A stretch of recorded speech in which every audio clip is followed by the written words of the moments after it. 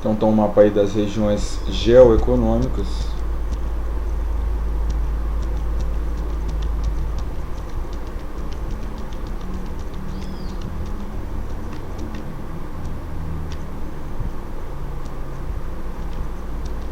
A divisão do país em regiões geoeconômicas é uma proposta de estudo do espaço brasileiro com base em 3 grandes unidades territoriais: Amazônia, Nordeste e Centro-Sul, individualizadas segundo critérios geográficos e econômicos, mais do que características naturais ou econômicas singulares.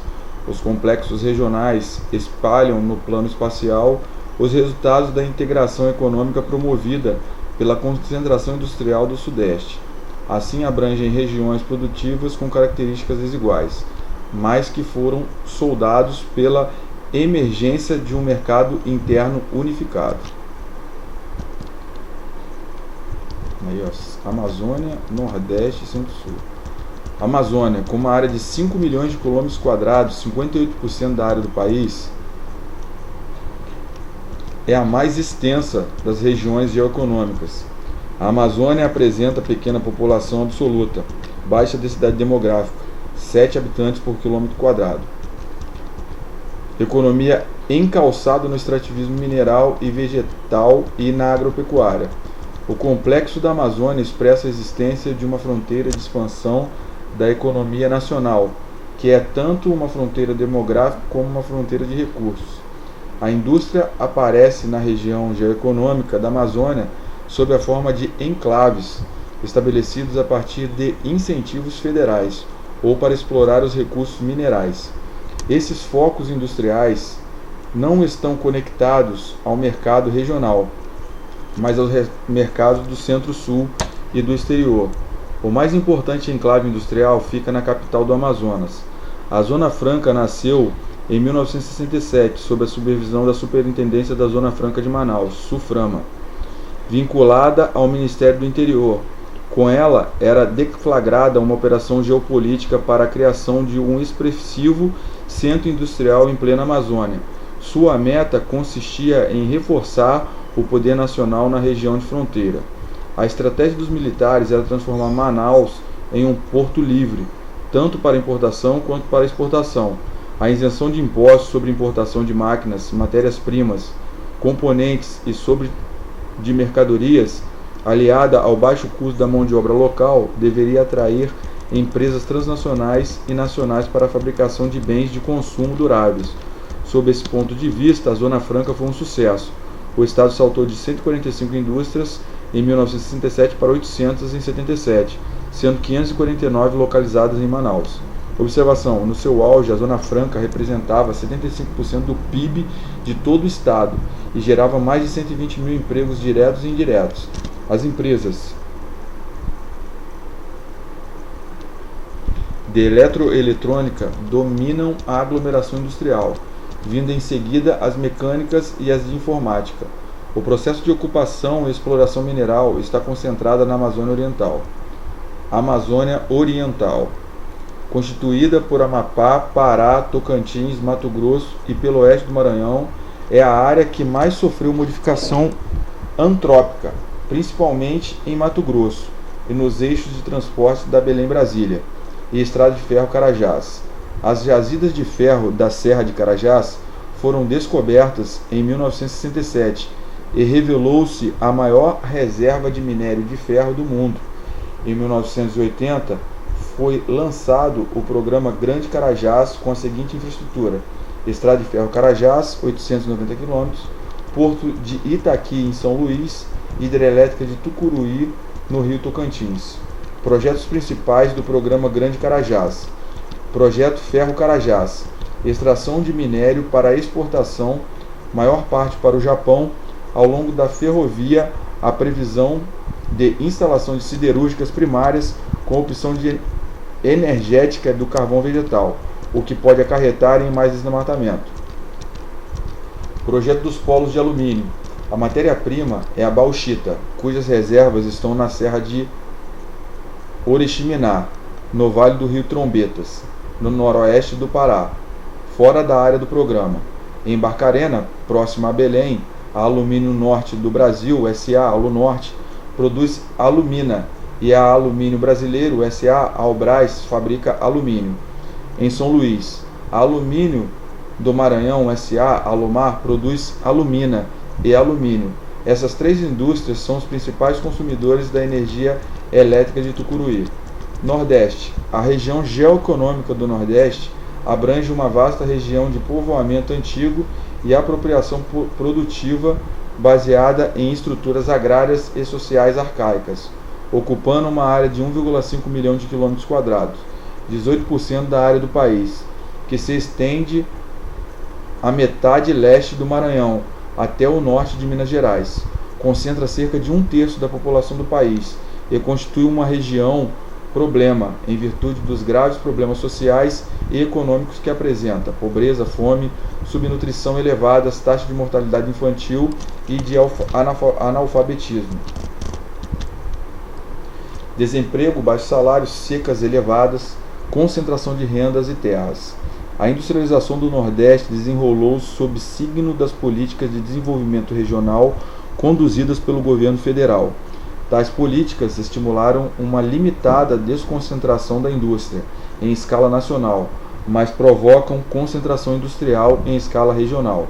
A criação da Superintendência do Desenvolvimento do Nordeste, SUDENE, em 1960, foi o ponto de partida de um projeto de desconcentração industrial baseado no planejamento estatal, através de um vasto programa de incentivos fiscais, benefícios como redução de alíquota de impostos e isenção de impostos. O Estado conseguiu direcionar investimentos privados do Centro-Sul para o Nordeste. Destaques: implementação de usinas hidrelétricas de grande porte no Rio São Francisco, polo petroquímico de Camaçari, na Bahia, indústrias de fertilizantes de Sergipe, complexo químico de Salgema, atual Braskem, de Alagoas, polo têxtil em Fortaleza, porto de Pecém, no Ceará. Sob a atuação da SUDENE, o Nordeste emergiu como região industrial periférica de relevância às capitais sediadas no Sudeste.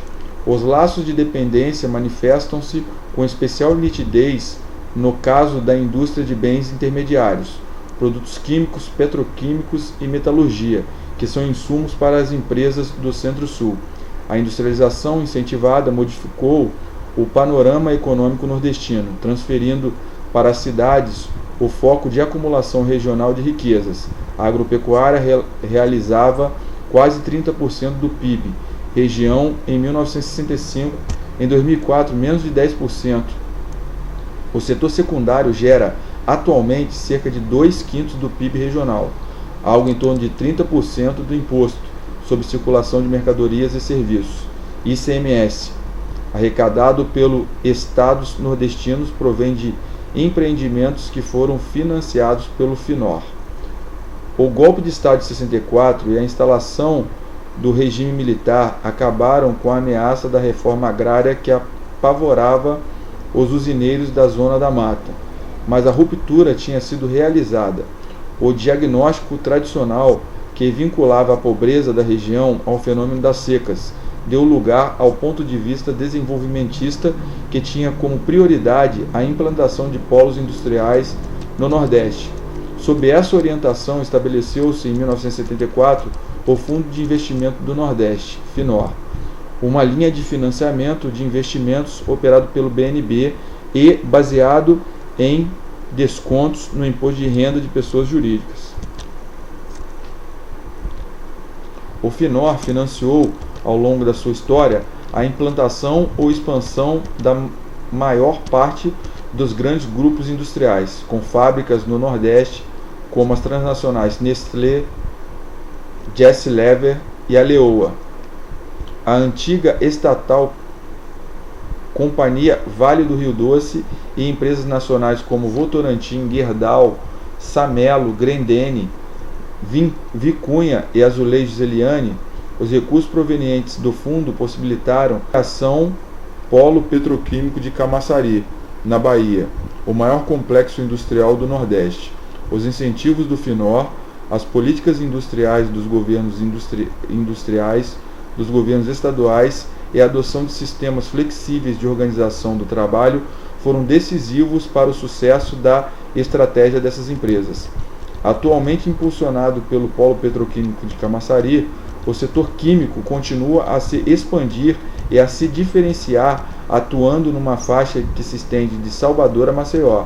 Em Sergipe, a Petrobras instalou uma fábrica de fertilizantes nitrogenados.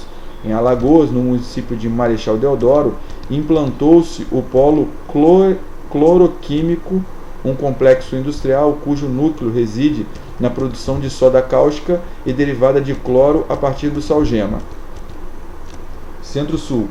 A região geoeconômica Centro-Sul abrange os estados da região Sul e Sudeste brasileiros, com exceção do norte de Minas Gerais, além dos estados de Mato Grosso do Sul, Goiás, sul do Tocantins e do Mato Grosso e o Distrito Federal. Compreende aproximadamente 2,2 milhões de quilômetros quadrados, cerca de 25% do território brasileiro. O processo de industrialização ocorrido no Brasil a partir da década de 50, apoiado tanto na entrada maciça do capital estrangeiro quanto na iniciativa privada nacional e na própria intervenção estatal, baseou-se no desenvolvimento do setor mecânico-metalúrgico, químico, de material elétrico e de transportes, consolidando-se a região como centro da economia nacional. Desde então, aqueles setores industriais acusam participação crescente no Sudeste, em detrimento das indústrias tradicionais, têxtil, alimentos e bebidas, que vêm se registrando numa queda relativa. Essa tendência vem se afirmando no conjunto da região, embora o desenvolvimento das indústrias seja diferenciado ao nível dos estados. O Centro-Sul é a região de economia mais dinâmica do país, produzindo a maior parte do PIB nos setores agrário, industrial e de serviços. Além de concentrar a maior parte da população, apesar da maior dinamicidade, o Centro-Sul possui também as contradições típicas do desigual desenvolvimento socioeconômico brasileiro, além de expressar a integração econômica do Sudeste industrial e financeiro com o Sul agrícola.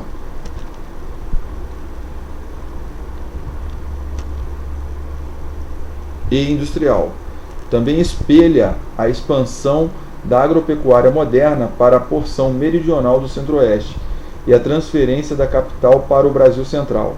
A concentração de portos de grandes movimentos do Sudeste e em menor escala do Sul reflete a organização geográfica do território nacional. Nesse sentido, por ser o complexo geoeconômico mais urbanizado e a região geoeconômica mais urbanizada e que abrigam as principais concentrações industriais, funcionam também sob esse aspecto como elos entre o Brasil e o mercado mundial. A importância histórica dessa região data do desenvolvimento da atividade mineradora, quando o eixo econômico e político do país transferiu-se para o Centro-Sul. Após a mineração, o café do século XIX valorizou também a área tanto do Vale do Paraíba Fluminense como no Paulista, assim como no século XX. Este produto impulsiona o oeste de São Paulo, manteve, no entanto, a estrutura fundiária do latifúndio neocolonial exportador, sendo que, no Rio Paraíba, utilizou-se da mão de obra escrava negra. Na era Vargas, esta região encontrou sua vocação industrial. O capital do café e o esforço do Estado vão transformá-la em um grande centro industrial, sobretudo nas metrópoles nacionais de São Paulo e Rio de Janeiro, e na região de Belo Horizonte. Urbana e industrial, essa região apresenta algumas características marcantes.